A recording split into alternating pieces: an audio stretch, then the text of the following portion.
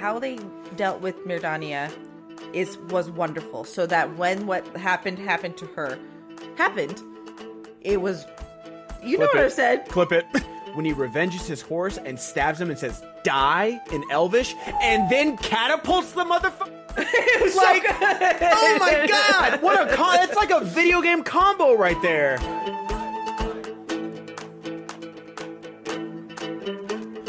True creation requires sacrifice.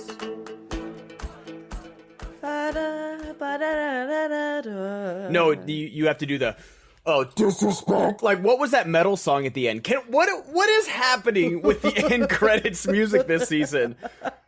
Again, have your 30 seconds of score and then drop me into the metal, dude. I'm there for orc metal. I'm there for it, and I'm there for Rufus. I can't say his name very fast. Wainwright. Yeah, there's a week in Irish college basketball. Wristwatch. Yeah, there's a week in college basketball. It's called Rivalry Week, and that's how slow I have to say it. Rivalry Week. Rivalry Week. See, Rivalry Week. And then I posted this on my Instagram. I was like, I'm so over this woke BS, and it was, you can't say, it's 3 a.m. in the morning and you just realized you can't say Irish wristwatch. Yeah, and I said it's woke. I was joking. Irish wristwatch. Yeah, Irish wristwatch. But then wait, so Rufus Wainwright. Yeah, it's not easy. Yeah, and I am there. The song is good. There's a whip. That's all I want. There's a way. That's the thing. You're talking to a guy that loves that song, and you're talking to a guy that loves the cold chilling of Ed Sheeran singing after the desolation of Smaug. Like, I'm here for it. Just give me a second. They're cutting the credits. Give me a second. Just they're cutting the credit.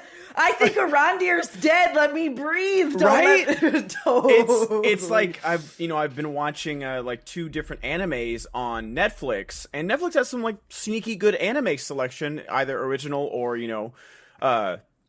just copyrighted. But their next episode thing is 5 seconds long. Yeah, the Netflix is pretty egregious for that. Or I saw a video. I think Patton Oswalt put it out where they were watching the end of Psycho. And spoilers for the end of Psycho, everybody. Sorry, 60-year-old something movie. When, Anthony Perkins is just monologuing in his head with the voice of his mother, and he's like, oh, look at that fly. I won't even hurt a fly. And they'll say, he won't even hurt a fly. But as, that's a very chilling end of a movie. Netflix, put it, picture in picture for watch, How I Met Your Mother next or something like that. It just ruined the entire thing. It was... You can't watch a movie on Netflix. Apparently. My favorite one I've seen was the end of Donnie Darko, where it's just the saddest thing. Mad World is playing, everyone's crying, and then I think it was Tubi or something had to sneak one more ad in right before the credits rolled. It was just oh god, capitalism sucks. Physical media, go buy a Blu-ray. Awful. I feel like they have to go in and individually go, okay, this movie we can jump right to watch the proposal. This movie though, it does you do need to choose which shows. God, there was one show this Disney does this. They have secret end credits and it goes to the next episode before you watch the post-credit scene. Yep. You know what Marvel does. Yeah. Why are you pushing me past this? Give me 3 minutes of ads. Amazon Prime just started sneaking in ads, and now you have to go to Amazon Super Prime or whatever it is now to go ad free. Oh yeah, we did pay for that. That's fine, but sure, it's not fine, but whatever. No, yeah, but just do that. Hulu just give me 3 minutes of ads beforehand. I'd rather have the full 5-minute, 10-minute ad block right there rather than wherever you think, because these shows do not have commercial breaks. They're not edited for commercial breaks at all. It's just going to come awkwardly in the middle of a scene or right when you cut from something in one thing. So yeah, but anyways, the orc metal, even my mom was like, what is this? I think I'm feeling so betrayed how they end these episodes in general that I just sat there and went, okay, fine.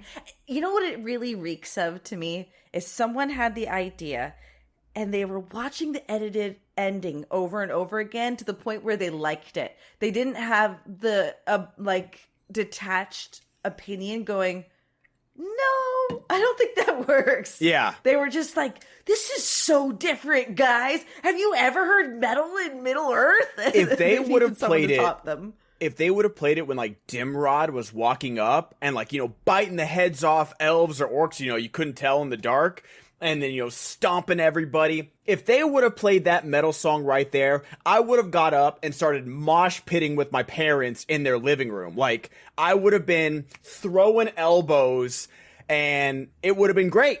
But like in this random, like, down sour moment, like, it's not like, I don't know, it's a little bit of a cliffhanger with Adar in the Ring, but it's not like this moment of rising action. Ah!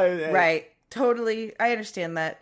I'm just trying to think, if The Kiss didn't convince people this is the worst show ever, then metal showing up when Damrod did would have sealed the deal. Oh my So God. I that's would have all I'm loved thinking. it. I would have loved it.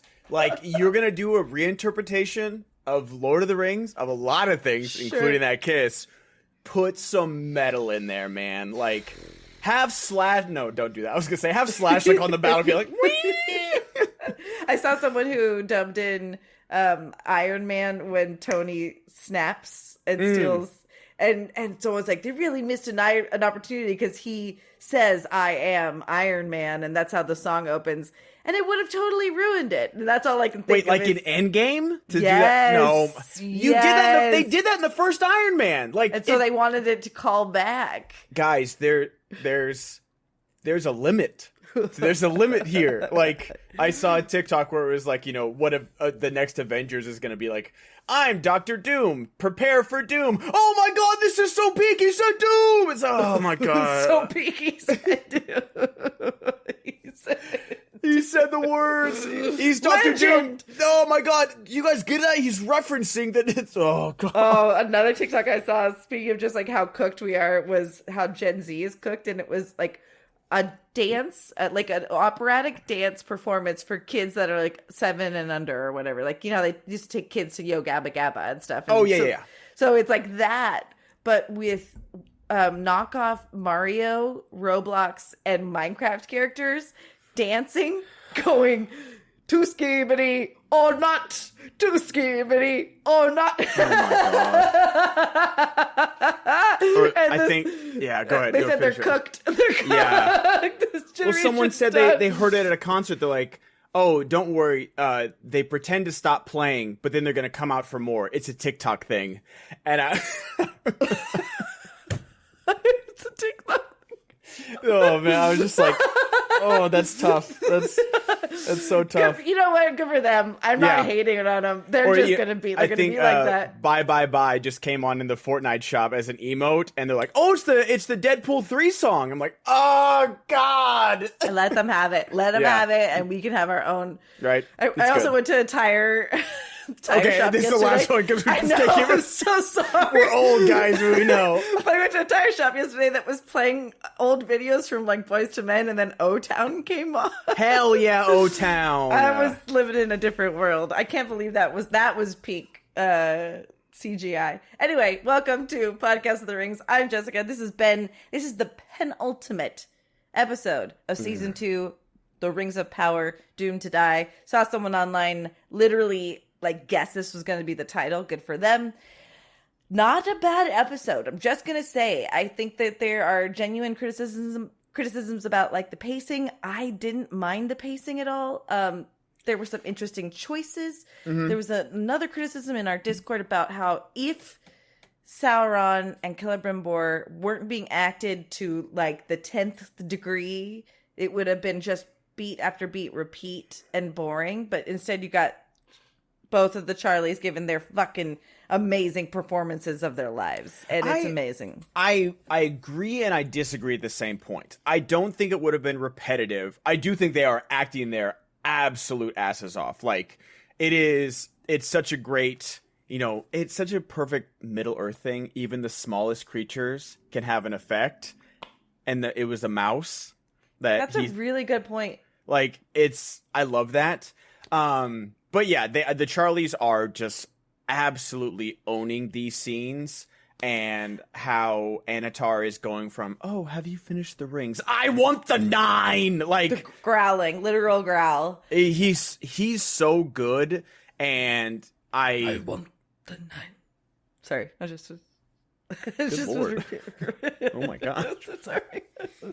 You're awakening something in me.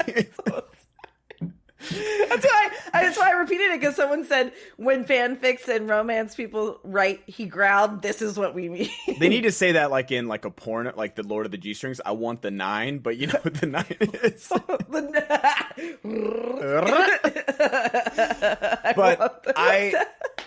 I think this is... Hold on, we need to tell people if we get 10 Patreon subscribers in total, we will watch the Lord of the G-Strings. So we will be talking about this stuff. We're close to 10. Just know that that's on the horizon for us. Yes. Look to the east when we get 10 Patreons. We saw Elrond break. His whole world shattered this episode. And I think that's where people kind of, I don't say don't like this, but they don't want to see. And I've talked about this with Morfydd Clark, and where the only time we got Galadriel is bathed in white light and just saying the most ethereal, lovely goddess type things, and we're seeing her struggle and make mistakes and be dirty and like be prideful and all these things in this show, and like I can understand why people don't like that. And same with Elrond, where it's like you don't want to see like Hugo Weaving just shattered, repeating on the battlefield, Durin will come. And it almost seemed out of character, but then when Adar walked up to him, and he's still there. He's still just kneeling there, looking at the dawn, still thinking that the army of dwarves is going to come over that hill, where we've seen Lord of the Rings. The army always does! The army always does come over the hill at dawn. We saw it in 2 back-to-back movies, and no one I feel like nowadays, no one if this happened in like back-to-back seasons, people are like, oh, they're just repeating the same beat. Oh, this is so dumb. Like, we just knew it was coming. But instead, it's 2 of the most glorious moments in all of cinema is the charge of the Rohirrim. Twice! Same army! Twice! Coming to the rescue at the last minute. And so I love it so much. But it's such a beautiful moment. I really like this episode a lot. I think it's not pacing for me. It's just editing. Especially like we'll try and go beat by beat, but we just randomly talk a lot in this show, which is okay. But just like when the main editing issue for me was Elrond coming out of the orc camp, being like, "Hey, get ready to fight. Let's get to the wall," and they cut away back to Anatar and Celebrimbor. They have a conversation, and then when you cut back to Elrond, he's like in the forest, getting on his horse, and kind of like, oh, I'm in the middle. And I thought like they were all gonna jump him in the camp, and he was gonna ride back to his army. But it turns out his army's already there, and they're already fighting. Yeah, because yes, it's confusing. That was like probably the one moment that I was like, we should have seen them. They like basically stopped edging. They edged us on the charge. I loved it though. I really did like that moment. Yeah, it was great. But then let's see the orcs attack them while they're like in camp or something. Like, yeah, give us the moment where they engage. We still need to engage. I like the subversion of expectations. Where oh my god. I saw a tweet where it was like, oh, the Rings of Power armor looks like crap crowd is really silent, and everybody looks so effing good in this episode. Gil-galad, I'm sorry, like as Shaquille O'Neal would say, I was not familiar with your game. I apologize. You really you're a Gil-galad apologist this season. I mean, he brought if you have not seen Abraham Lincoln Vampire Hunter, it's a cornball of a movie, but that man can wield an axe. He definitely practiced, like he did his choreography, and he brought that same energy to Gil-galad's like famous heralded spear in his 10 seconds of battle time that he got. It was so much Thranduil that I thought you would like love that, because there was so much grace of just delivering, and like he's in it. He is in the battle. Anyway, I think we really should try to go beat for beat, because there's a lot we want to talk about. There's a lot that happens.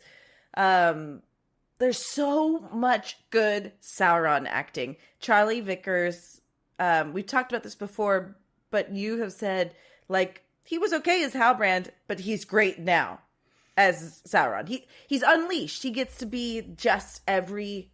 And this was really the episode where we got to see the full rainbow of his emotions.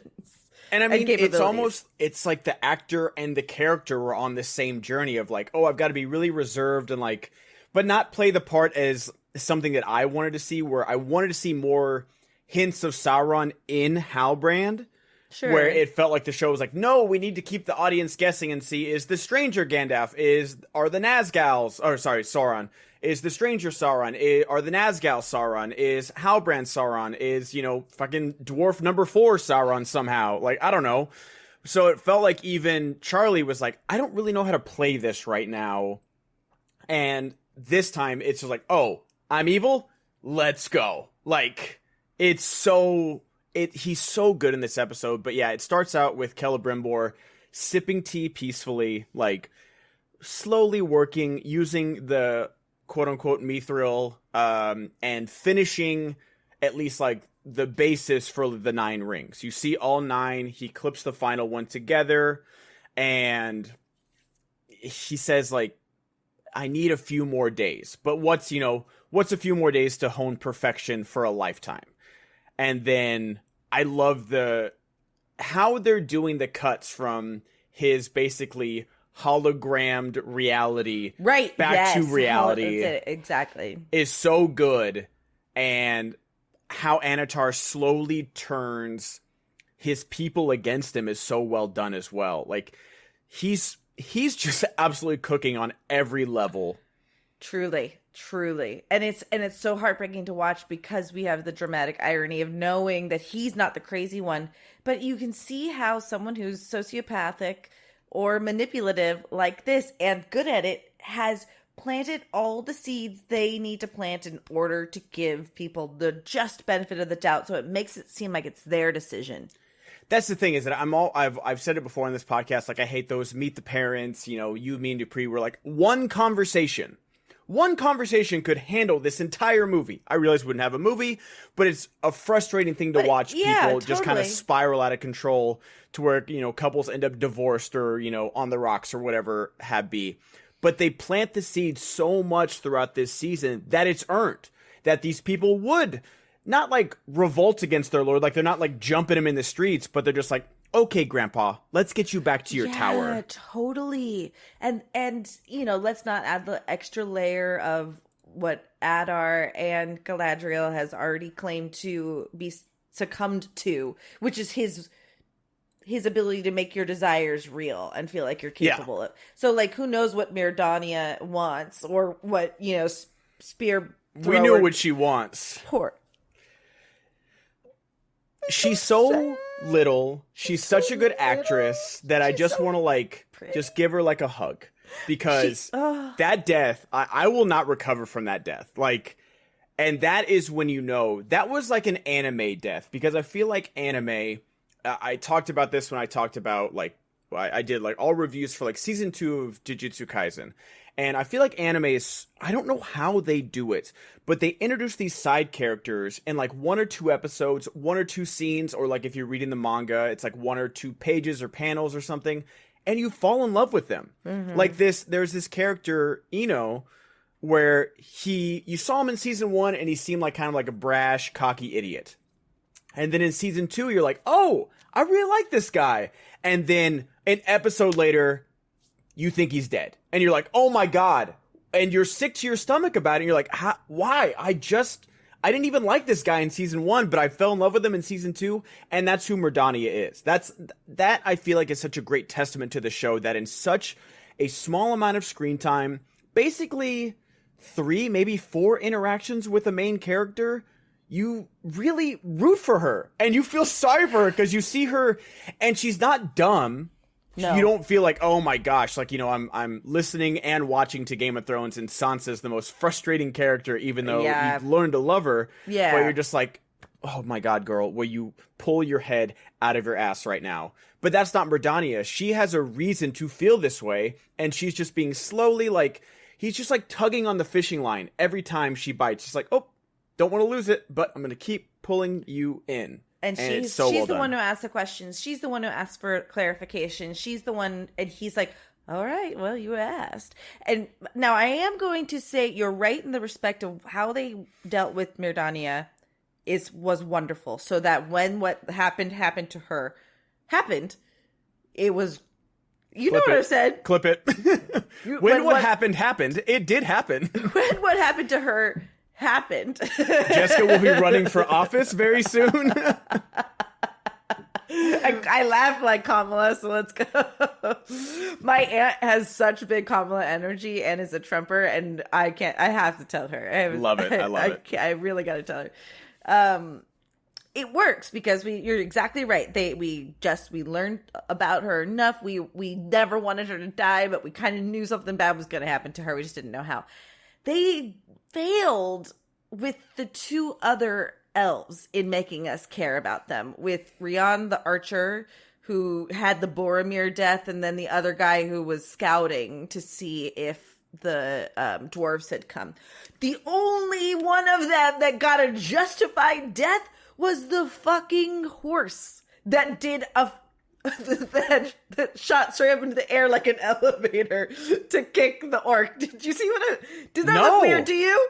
No, I missed that. The horse kick? You missed the horse kick?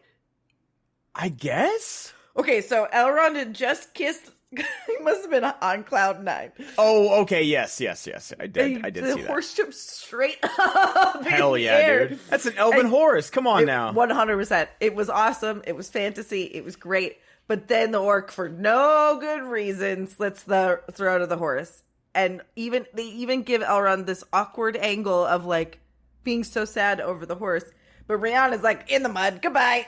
Like, no, we didn't get to know her. We didn't get to know anything about these two interesting elves, so that their deaths felt really just kind of like.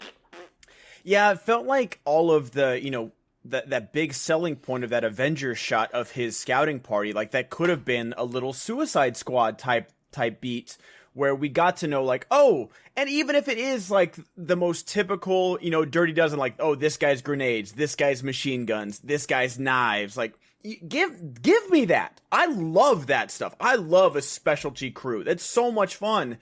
But when they do that, and it's the same with a Region, and I've said it about kind of every major city, but like, apparently like 15 people live in a Region, and they're telling me like, you're gonna kill thousands of people, we have to save thousands of people. I see like 15 archers on the wall, and a dog. For some reason Merdania is on the wall just like giving call outs like, girl, can you put a fucking helmet on?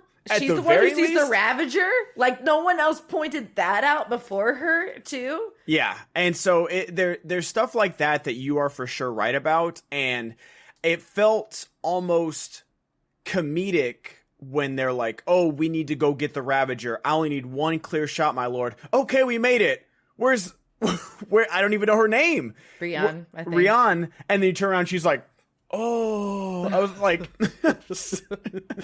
and I didn't want to, but it was almost filmed like a Three Stooges bit. Yeah. Like a, oh, he's right behind me, isn't he? Type thing. And I was like, why? Totally. And then when you give her the big slow motion death with, the operatic singer behind her, and then on top of that, she hits the shot in the thing of oil, but the Ravager's still working. I didn't understand the mechanics of the Ravager at all. I thought I really like this episode, but just like that whole thing, I was like, okay, it exploded. That's done. And then, Damrod is going to come out and break the wall himself, but he's still like using the Ravager. Using it. That's what's weird too. And then Elrond snaps the rope of the Ravager, but then they still use it after that. So like two different times they like break this machine that still works. And I don't know.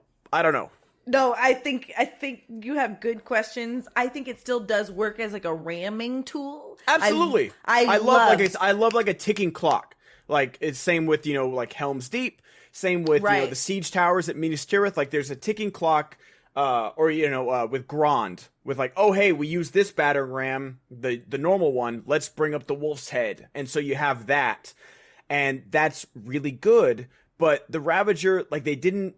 I don't know. They don't need to have somebody like some orc be like, oh, we'll see. What it does is that it drills into the thing and it takes out the bases. Like I don't need like an expositional orc out there. But if 2 different times you have elves sacrificing themselves. Like, Elrond could have died when Dameron hit him, but he was, like, chopping at the rope. But it doesn't do anything. So, I don't know. It felt strange. I loved how that was, like, the first big blow that Damrod took.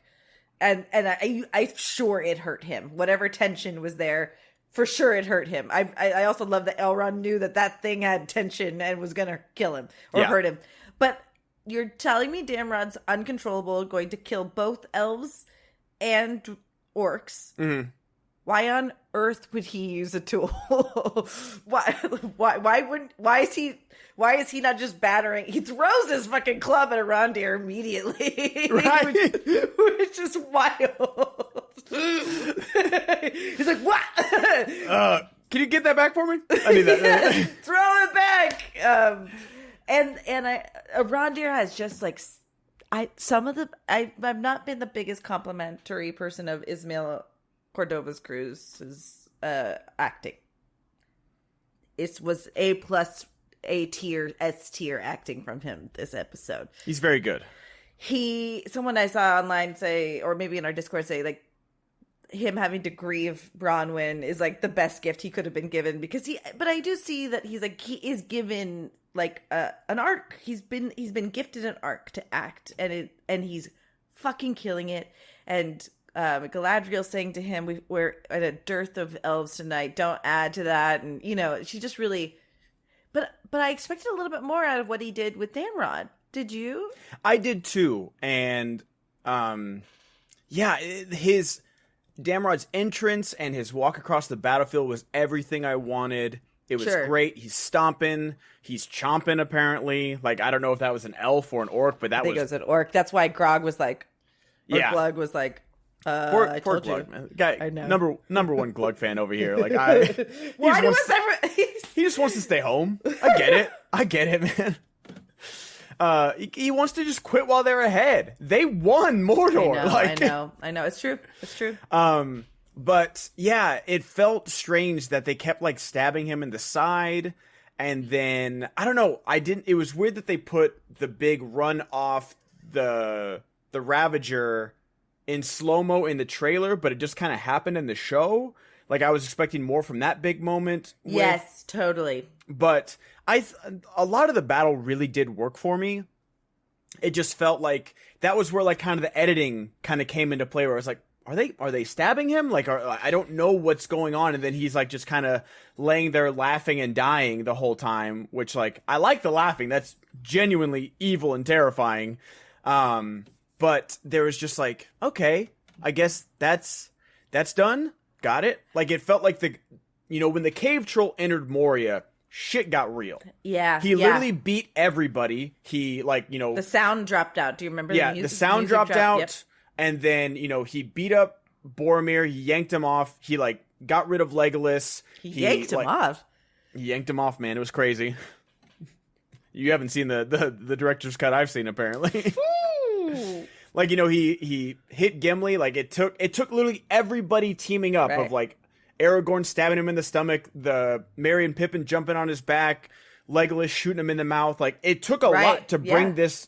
And these are like some of the best fighters in the history of Middle Earth dealing with one cave troll. In a small room. And so it felt strange when he just kind of, he's like grabbing arrows and throwing it back at people and throwing his shield. And then suddenly he just like falls over once and then he's just done. Yeah, I didn't quite understand how now he's dead. Yeah. That didn't really work for me. Like that, I feel like bring in Gil-galad. He's got the perfect weapon. Like, oh, sure. Yeah. That's a really good point. Give him a moment. I mean, the battle on the field, what he does with his choreography is fucking amazing. Yeah. But give him a moment. Give him a win.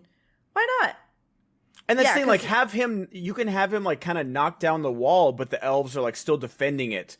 And because they still have archers on the wall. I know they're fighting there and stuff.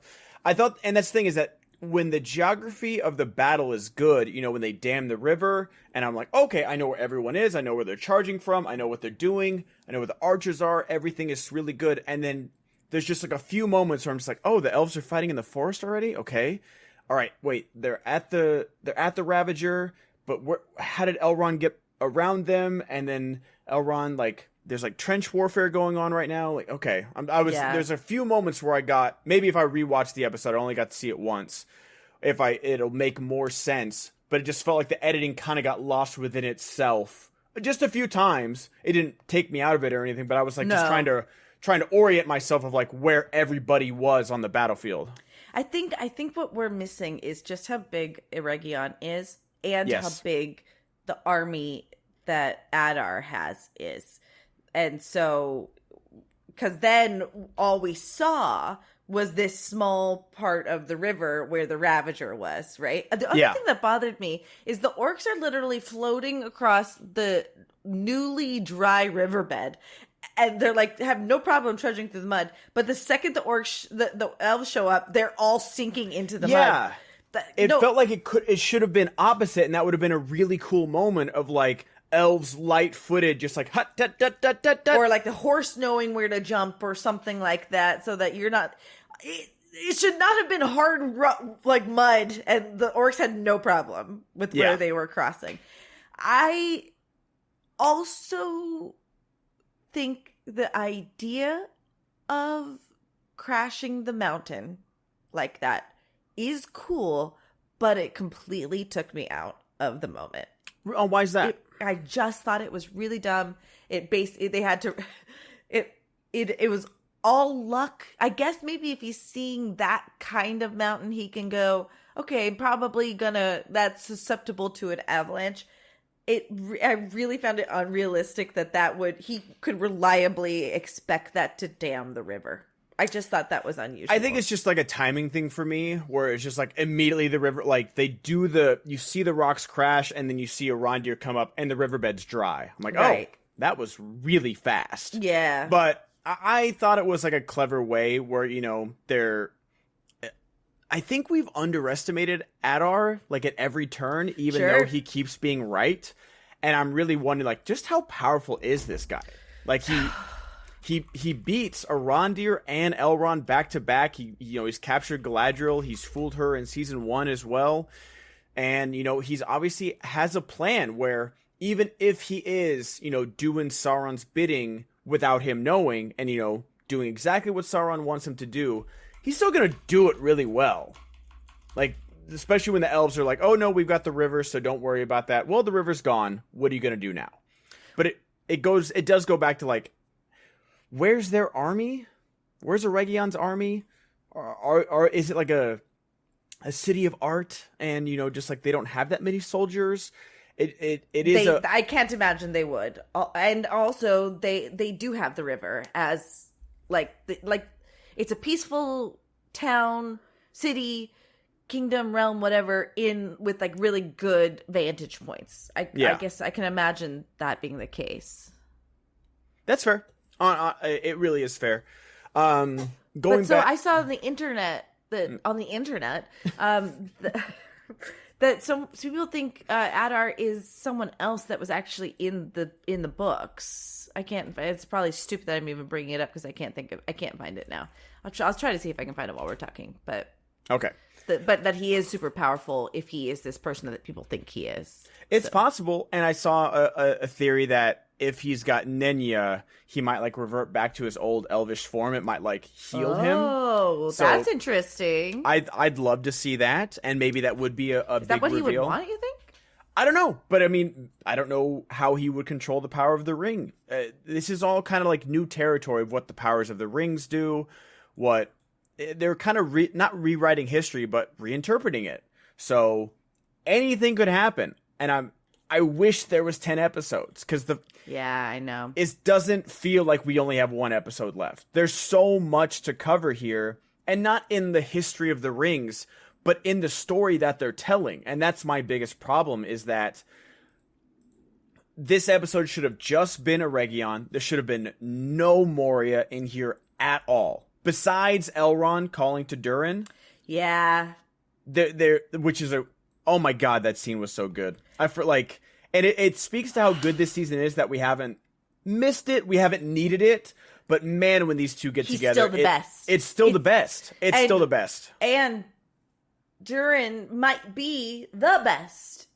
Because when he does the rallying cry and Khazad-dûm, and it is fucking incredible.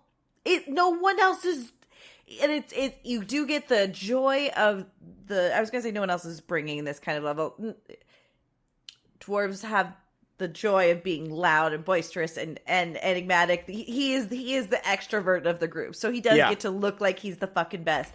But he's killing it, man. And their scene between them, I missed it. I really did. It actually did too. It made me feel sad that this is the first time we're seeing them in 7 episodes.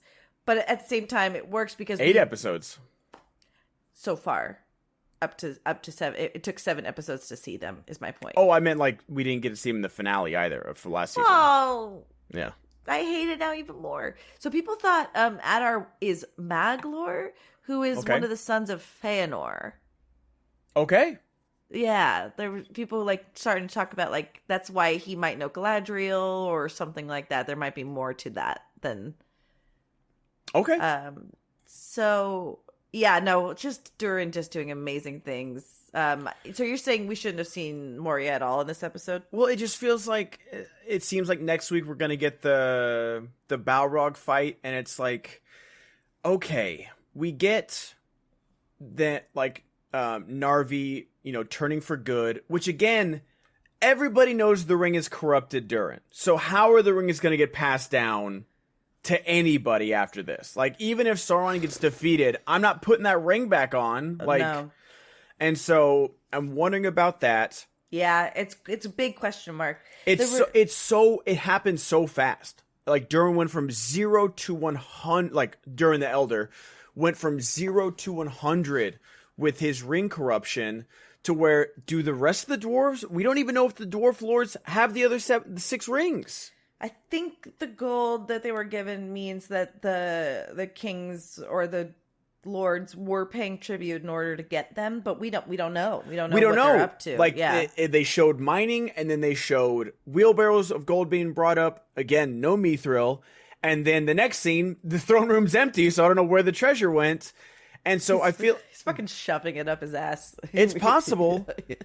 That was so crass. It was crazy. Jesus Christ. That was so much.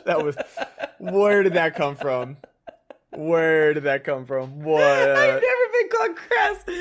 That was true. Wild. I'm so sorry. You hang out with your parents for 2 days, you become a fucking sugar dumpling. Okay, that's like I'm fine with cussing, but just like I don't just like shoving him up his ass.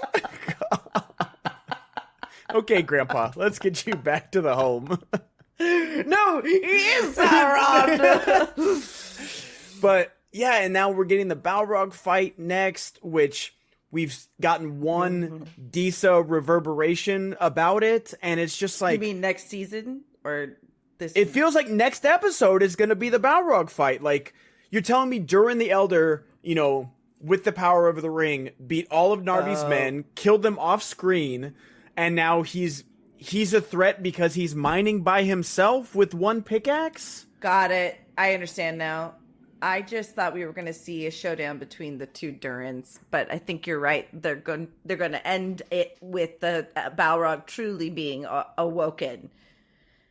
Because why would they dies. need the army to stay if it wasn't for like they need an army to beat Durin? Well, I mean, poor Narvi came in bloodied and poor guy. But that's the thing is that we just got that off screen. It just like we see him grab a pickaxe and then suddenly I didn't know Narvi and them were guarding the room that Disa and Durin were at. Like we have this rousing speech, which I love to see, but why are they speedrunning this? I don't know. It's so strange. Like the storyline that we have so much to do, so much ground to cover of like, hey, you introduced the Balrog in season 1. Seems to be a bit jumping the gun.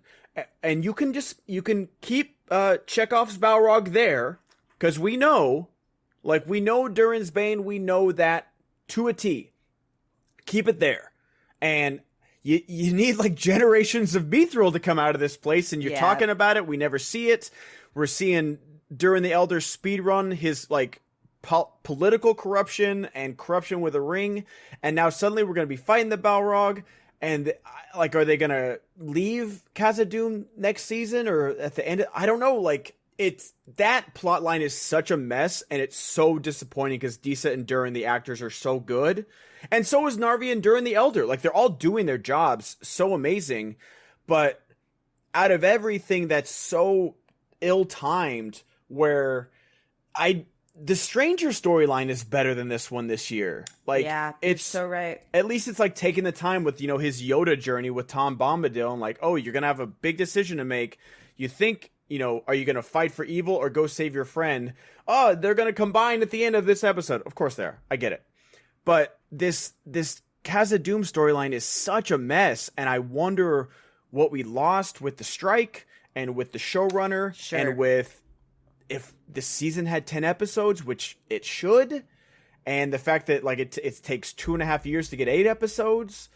Like, I don't know. It's such a mess with that, and it's really disappointing because the actors are putting in the work and they're making me care more than I really should about this storyline.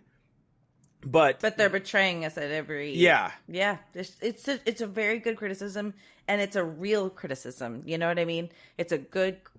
I don't want to go into this criticizing it either, but you're so right.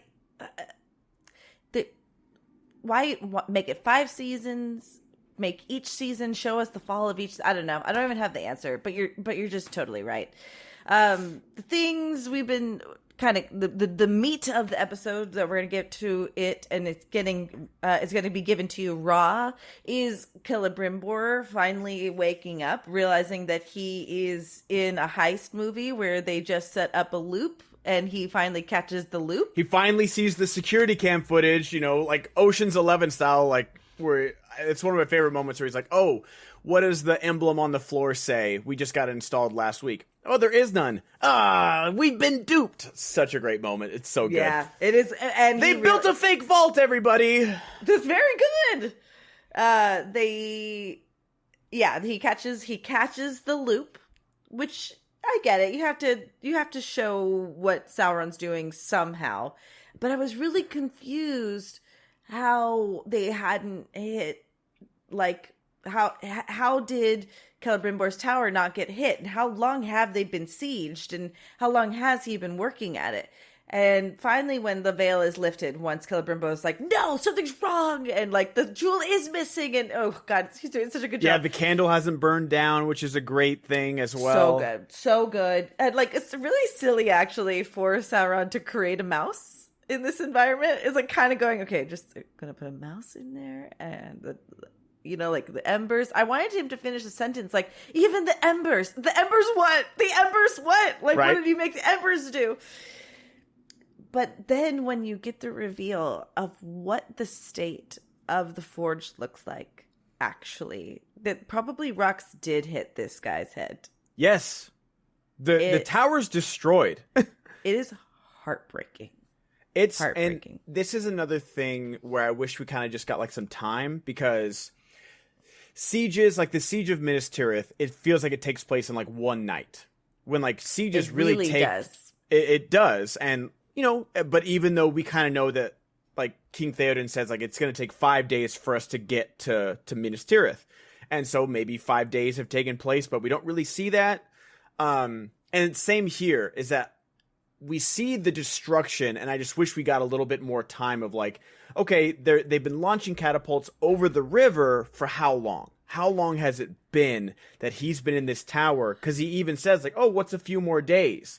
So apparently, even after he finds out like how long are they fighting out there, that he's like trying to finish these rings. How much time is he working? And I wish they'd shown that, but I kind of love the mystery of it too, of like how like. And that goes into how Anatar gets him to betray his people, of like, he's been up there for a while, not talking to anybody. He's shunned everybody with his anger and resentment of like, oh, you guys aren't good enough and all these things. So how long has he been up there? It's such an interesting question that I almost don't want the answer to, of how long the siege is going on. But I mean, I do love that. Anatar's not wrong. He should have just stayed in the tower because both times he steps out, he gets immediately just crushed by a rock. I can't believe they repeated the beat too. I can't. Both times. He doesn't get hit with the fucking thing when he's on the wall, but he gets hit twice. Both times exiting the tower. Like, Insane. I almost want to be like, I'm too old for this shit or something like that. Like, Totally. It's so silly. It was so dumb, but it was, poor. Really, it's just like the hits just keep coming for this guy, really. And their exchange when after he's forced him to go back up and Anatar is telling him, you actually asked for this by, your pride and wanting to be better than Feanor. And I feel so sorry for everyone that's experienced this. I feel sorry for the people that don't know that they're in this. That is how a manipulative, gaslighting MFer works. And it was excellent writing. And it was so heartbreaking. And the wool is off of his eyes. And I loved that he was able to like clap back and be like, You've even deceived yourself. That's how great a deceiver you are. And it was great. What a line. And Sauron has no regret. Sauron does not care. It's even though he's got that line that Celebrimbor can die happy to, that like, I said that, Sauron doesn't care. He's got no feelings here about it. No. But there's a lot of strength in that line. And once you finally see that kind of person for what they are, or that being, you can't be fooled again. And it was really sad. Oh, poor guy. And then, following the tradition of fingers and rings and J.R.R. Tolkien, after we get like Sauron also trying to manipulate Celebrimbor about like how he was born, like how badly Morgoth treated him. Like it's so Here's the bad. thing, it's probably true. It's probably true how bad Morgoth treated him. That doesn't mean what he's doing is okay, right? Like, it's true. But he's trying to go, this is nothing. And whose will is the mightier? Yeah, he's going full, like, debate lord. Well, what about this? It's like, that doesn't have anything to do with this moment right here. I think Celebrimbor's just trying to keep him talking, like, he's also hasn't had a real conversation probably in however so long. I'm with you. I was confused about the timeline, but I think you're right. The mystery of not knowing is better. It is. Like how I love the mirror shot when you see like how disheveled he is. And you see behind him that the tower's destroyed. Like everything's like smoke and everything and fire. And then, when he snaps, the illusion is back.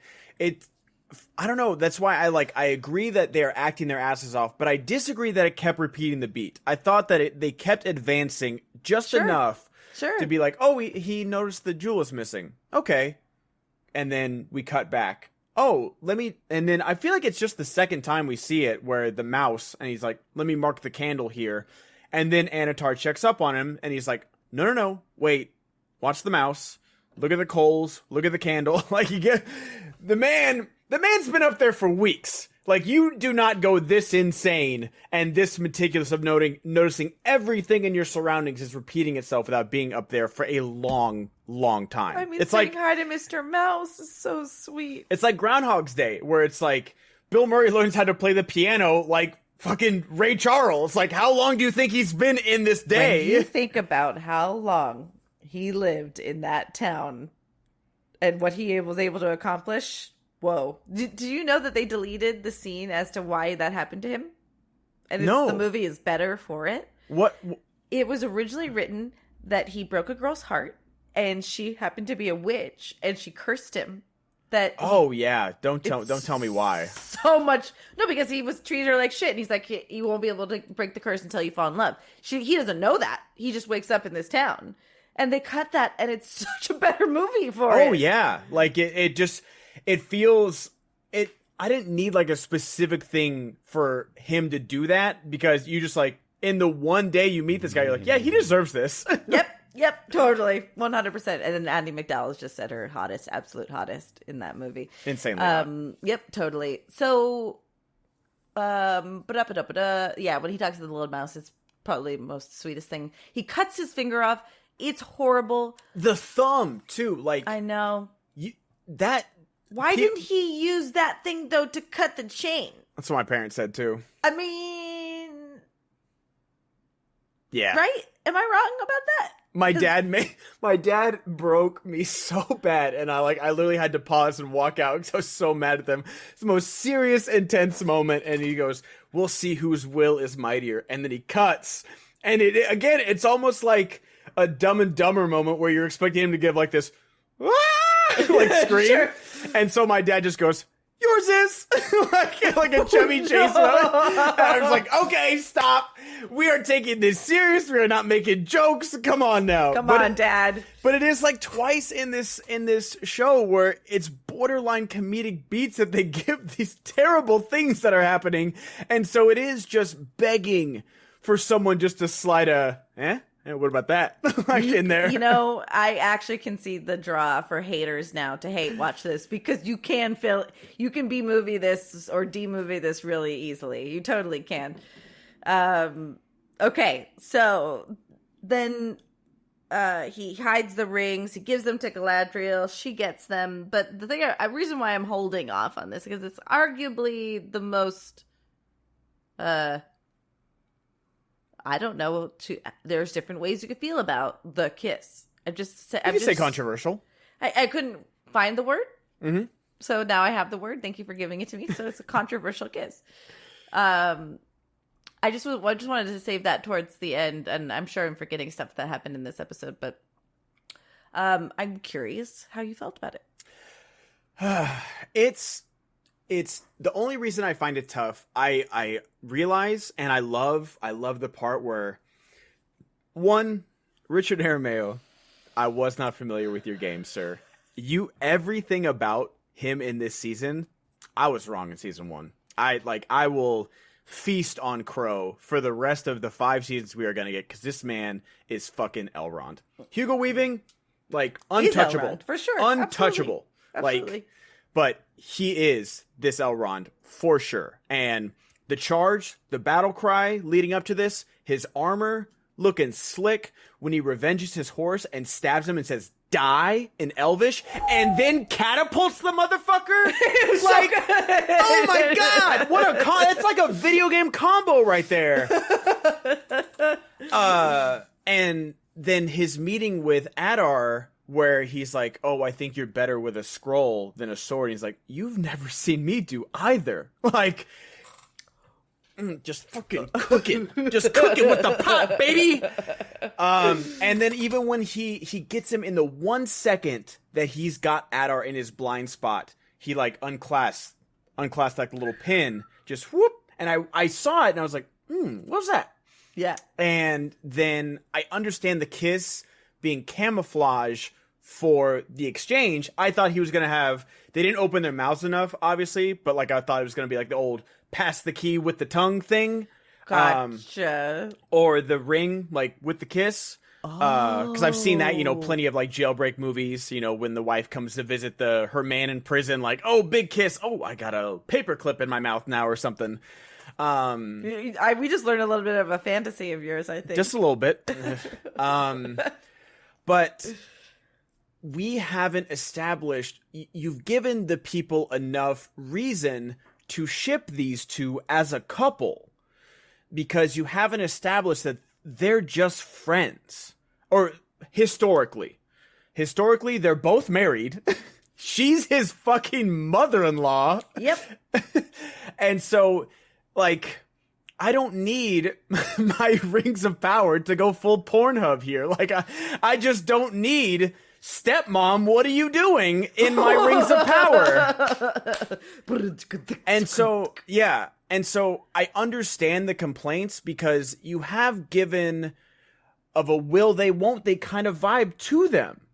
You haven't given that, he just loves her. People ship, Frodo and Sam. I'm sorry, that for me, that's purely platonic love, and it is on screen. It is on screen that is platonic brotherly love. Elrond and Durin, platonic brotherly love. That's what that is. And so you given the will they won't they crowd enough fuel to ship, Eladriel or however Gelrond or however you want to combine their names, which is what everybody does nowadays. And so I understand why people don't like it. I saw it once I knew that it was a key exchange, a lockpick exchange. I was like, okay, that makes sense. But I understand why people don't like it, because you've leaned enough towards that to tell people like, no, you have messed with the lore enough. You have changed things enough. You are not going to do this. Yeah. And that's a legit criticism. Now, granted, are there going to be trolls that scream woke and DEI and SJW out there? For sure. But there's enough lore breaking that you're like, I understand it's a reinterpretation. Okay, that makes sense. Gandalf shouldn't be here yet. But okay, I'll allow it. This happened 3,000 years prior. Yeah, those this things, is a bridge too far. And I understand why. I do. Did I miss a will they, won't they vibe? Because I know that they don't. Like, I think you did.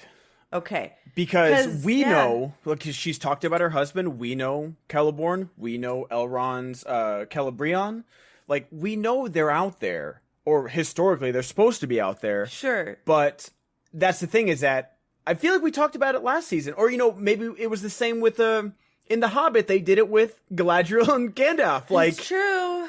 They did it there, too. It's like, I don't know. Galadriel's taken, everybody. She is married happily. And I don't know why we keep shipping her with not Celeborn. Put Celeborn in the story. I'm sure he's pretty fucking cool. Like, I'm sure he's cool, and we need to know that what she's fighting for at this point, kinda. Yeah. Like, you can't tell me that she's still avenging her brother. Like, is that what she really is fighting for? Now, I think I saw Richard Aramayo say something about, like, I was really against it. I think this was an authentic interview. He's like, I really didn't like the idea of this, but then I really don't see this as a romantic kiss. I think this is how they're exchanging care for each other, and it happens differently in Middle Earth. But I don't think that matters whether you can show affection differently. Yeah. This is media you're making for a Western world, and when someone kisses, it's a romantic thing. I remember even in Boy Meets World, I think Sean kisses Topanga and Corey sees it. And Sean's like, Corey, it was just a friendship kiss. Those don't fucking exist. No. Like, if you're in a bad mood, I might, like, kiss you on the forehead or something and be like, it's gonna be okay. I'm not gonna kiss Jessica on the lips when Alex is right around the corner. Like, what are we doing here? Alex asks you, and then we'll have a conversation, and then I'm gonna lay one on you. But you know what? You're gonna have a paper clip in your mouth because you're gonna pick the lock and get out of here. And you'll be like, Ben, I'm not handcuffed. No, it's like I'm handcuffed. And then I'm gonna play some heist music as I walk away on my phone. Dude, you just fucking culminated the whole episode. Congratulations. Thank you. You're a better host than I am. But no, it is a frustrating thing. And that's the thing, is that I'm with this show. I love season 2. I'm fully on board. I thought this episode rocked. I love the battlefield stuff. I wish I think I'm just like in the same way of like Dune Part 2. Where it's like, oh my god, Dune Part 2. I just wanted that final battle to be longer just for my own selfish sake. Because I want to see, the Sardaukar get their ass whooped by the Fremen. Totally. But it culminated in a great knife fight between Austin Butler and Timmy. And I wanted more Gil-galad here and there. And I wish we had 10 episodes to fully flesh out Khazad-dûm. But I still really love this season. But this is legit criticism of you really loving Middle-earth and everything that you've read for your entire life, either passed down from your parents or something you got into with friends or by yourself. And I looked out in my bookshelf after I was done with Dune book 1, and I was like, well, what do I want to read next? And I forgot that I had like the Creatures of Middle-earth. I have the Silmarillion. I've got the hardback books. I've got a lot of Middle-earth stuff out there. And so I understand why people would be just like, okay, that's enough. If this is the straw that breaks the camel's back, I really do understand. It worked for me because it didn't seem, even in their looks between them, it didn't feel like a this didn't feel like Armageddon or anything like that, where like the final kiss is like this loving romantic embrace. It felt like he pressed this piece of metal into her hand and was just like, this is the only way for me to get close to you without anybody suspecting.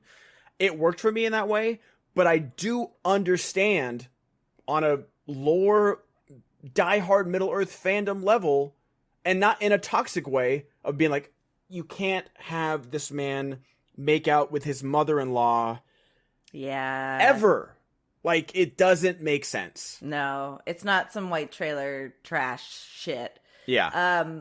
This, you know how you said you have a hard time with like the one thing that the couple isn't talking about, so it breaks them up, which, you know, like in Meet the Fockers and shit like that. The thing that bothers me is Adar says he's gonna kill Galadriel and she's still alive at night. No, like, why are we not killing her right now then? That's the thing, is that like, it's a badass line where he's like, then I'll meet you on the field. Yeah. Like, I'll see you out there. Okay, then kill Galadriel. Kill Galadriel right now. Yeah. Like, and I don't want her to die, but that could have, make that moment Murdania.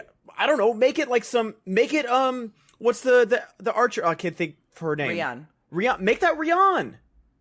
Like, that would have been a more impactful death than what she had on the battlefield, is that like he refuses to give in to this order and he just like boom right there in front of him, and we saw him do that. One of the orcs did that. They killed the two elves that we loved. When Arondir was oh god, the Arondir moment, when he was captured, we've seen a couple ruthless Adar coming into the tavern, and ruthless, like, there's no way Galadriel should be alive 5 hours after that conversation.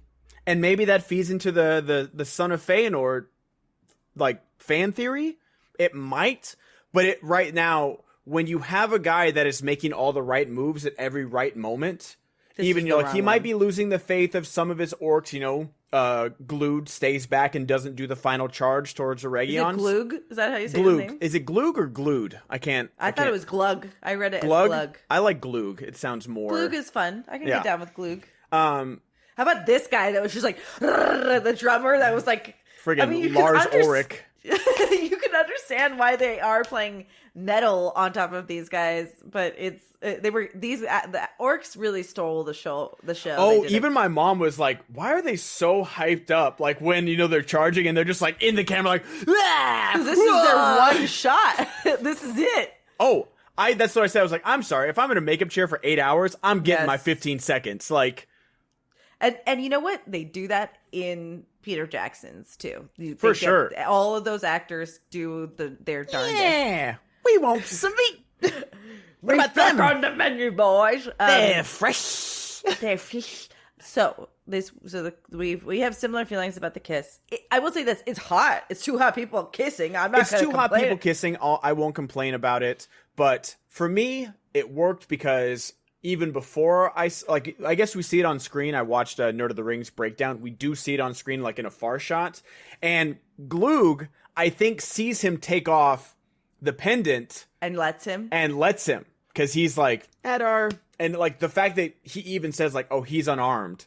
Like he kind of, that's interesting. Maybe he's a little double agenting him. Like, you know, he's not on the elf side, but he's not going to help Adar anymore. That's interesting. Yeah, because it felt like the quick line that we had in the previous episode. It was like, no, it's in the book. The Valar says she could take his place. And like the way he was so quick to go, he's unarmed, man. We already talked about this. I said, take the staff. We just watched a 2-parter Star Trek Voyager that has Brad Dourif as a special guest. And it's incredible, Ben. He's so good. He's incredible. Did you ever watch Deadwood? Mm-mm. Great HBO show, Western with Timothy Olyphant, like this insane cast. But Brad Dourif is like the town doctor. Oh, yeah, he's so intensely good in this. He comes in one episode and they use him for this 2-parter, and it's fantastic. And you just can't. He's just a fantastic actor. I love that man. So this is a proper way to end the episode because I'm just gonna say this right now. Arondir is not dead. He's just not dead. He can't be dead. They can't kill him. He's not dead. We didn't see him breathe his last breath. He's on the floor. He was moving. It's not good. He's not in a good place. Yeah, they can't kill him though, right? They can't. They can't kill him. They'll be racist if they kill him. I'll be so upset. I will be very upset too, especially because like we've already lost Bronwyn, we've lost his love story. I don't need his story to end like on a quest of revenge. I don't need like him to die killing Adar or something like that. Do you think they're doing that? It seems like it. It seems like that. Like, you know, I don't know where Theo and Isildur are.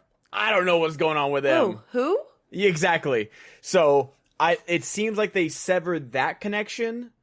But maybe they didn't. I honestly have no idea. Because he just left without saying anything, right? Like he kind of just like fucking swooped, like saved them from the Ents, and then went bye-bye. Like didn't tell. Yeah, like killed the mudworm, and then was just like, okay, I'm gonna keep going because I'm on a mission of revenge, apparently. And I think it feel. But that's the thing, is that what do we have to cover in this final episode? Are we gonna see Isildur and Theo? Or that's what Astrid. I'm saying, man. Are we going to do that? We have to finish the Battle of Eregion, the fall of Eregion, I'm assuming. So does Adar die? We've got Galadriel and Annatar apparently are going to have their confrontation. What happens to Celebrimbor? What happens to Celebrimbor? Khazad-dûm, what happens there? And oh yeah, what happens in Numenor? What's going on over there? Oh, I'm sorry. What happens in the east, the west, with the fucking blue wizard? Yeah, and the blue wizard. The huge story that we have no idea. I think it is the east, though. Is it Rune in the east? Is it? Is Rune in the east? I don't know. I think it's the west. Is it the west? Okay, fair. I think so. But yeah, like... I don't know. Fuck. So we have Is this going to be like a 90-minute episode? Probably not. Because if it isn't, it's going to be... I don't know how they land this golden goose, you know? That's the thing, is that we've both really enjoyed... I think this is a big step up from season 1 in both like pacing and dialogue, acting. You know, the action that we've got this episode was great. Could have used a little bit more sprinkled throughout the season, but that's okay. But there is so much to finish in this last episode that I do not know how they're going to do it. And I think, you know, I've been seeing, it's got like 1 billion minutes watched, you know, in its premiere. It's like the most watched Amazon Prime show in history. And we're good for season 3, but it's like, okay, I know we had the strike. I know the showrunner, you know, got kicked off or wasn't allowed on set, whatever the case may be. But we have so much to accomplish. Just to land this story. Like, are we going to have the Dark Wizard in season 3? Because we haven't had much of him in season 2. Like, are we going to finish with the Stores as well? Are they going to make their last stand against the Jawas? And then, like, you waited till episode 7 to start the Battle of Eregion when it should have been 5. You should have had the episode, like, the battle start at episode 5. And it's just like, there's so much to accomplish. And then, like, Khazad-dûm, and then Numenor, and then Isildur. Like, you spread out all the pieces even farther than they were in season 1. And now you're just like, oh yeah, we forgot about this. Oh, okay, we'll take this real quick and like speed run Khazad-dûm. Okay, he's corrupt. Okay, we want to focus on this with Celebrimbor and Annatar. That's the good stuff right there, which I love. But you have other storylines, and that we're bought into now. Yes, that they've effectively got us interested in. Yeah, I think it's a valid concern, because we want to be in. You're talking about an audience that religiously watches the extended version at least once a year, all of them, and can do it in one sitting sometimes. These people, we're not hurting for time when it comes to Lord of the Rings. So I'm with you. I am concerned about what next episode's going to be. I'm also just like, it's a little bittersweet. I've been really enjoying this. I'm amazed it's already over. And I'm just a little disappointed that this is now the era of television. See you in 17 years, Stranger Things. See you in 5 years, House of the Dragon. See you in 7 years this season, you know. So it's just annoying. I'm afraid I'm going to die before. No, you know?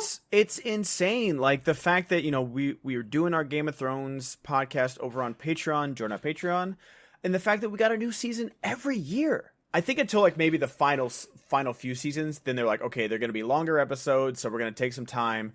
But I'm pretty sure we got a new season every year. And like, I'm sorry, if the CW can pump out 22 fucking episodes of The Flash and Arrow and Supergirl and Legends of Tomorrow every year, like, it's crazy that like even really good television like Severance, it takes place in an office. Film the fucking show. And I don't know, it is so frustrating that we're waiting every 2 years for 8 episodes, and then you have done a good job of like, okay, I am interested in every storyline you've got. You know, I was a little iffy on the Harfoots. You know what? I'm in. I love Dana Wayman is really pulling his weight. I like Tom Bombadil. I'm there. I like the stores. I like the history. I'm like, yeah, why do the Harfoots move? You guys are kind of dumbasses. Okay, that's fun. I like Numenor.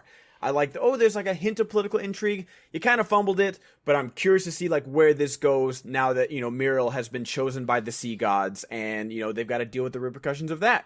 Cool. You can't just skip them. You can't just not do something with them by the end of the season. Or make 2 more fucking episodes. If you do make every 2 years, then give me 10 episodes. Or don't drop 3 and then like this whole season is like a month and a half. Yeah, that's a really strange thing. It's weird. I'm not ready for it to be over. And sure, maybe we're a different generation of TV watchers, but I don't think what we're asking for is all that crazy. Anyway, we want to know what y'all think. We have been getting the best comments, the best engagement from you guys. This is a really nice internet corner that we've built for ourselves, and we really enjoy making new friends with y'all while we're talking about it, and that you all appreciate what we're doing. Ben and I have yet to determine exactly when. We will probably still record the episode for our release and then do a rewatch of the final episode after that. I think that's what the timing of this is going to be. But we kind of want to do a live watch of the finale together. So just if we do simple. hammer out a time, we'll definitely like promote it. So make sure you guys are following us on Twitter, on Instagram. We post a lot of like memes and stories there too. So make sure you guys are following us there. Follow us on YouTube as well. If you guys are watching us over there, give us a like and a comment, because I really like this episode. I want this to be good. That's the thing, is I don't want my criticisms to be like, oh, this is bad, blah, blah, blah, gloom and doom. Like, I'm loving this, so I want to see how it ends, and I want it to end well. And that way, I know there's going to be a season 3 cliffhanger. Cool. I know I'm going to have to wait 2 years for it. But I want like a good, like, just what I said of last season, you can't have a season cliffhanger if you don't wrap up the first story. It's not enough just to learn if he's Gandalf. That's not enough of a wrapping up this story to get me to tune in next 3 years. And I know, like, we've said it before, it's going to be 5 seasons or 4.5 seasons of our main characters getting their asses kicked. Because that's the story of Sauron and the story of Middle-earth. They lose a lot. That's all I could think about when I was looking at Celebrimbor and Arondir. It was making me really sad. It made me really sad. So I'm really, really excited for the finale. I wish we had 10 episodes, but you know what? It is what it is. So we will watch the finale, and thank you guys so much for all your nice comments, all your fan theories. They've been great. I've loved them. I love reading them. I interact when I can. But yeah, join us on our Discord. We're talking a lot in there. People are really good about spoilers there too. They don't like post spoilers like based into like Saturday or Sunday. So but they block them out usually if they if they watch it recently. By the time they pretty much seem to respect by the time Ben and I have watched it, which is good.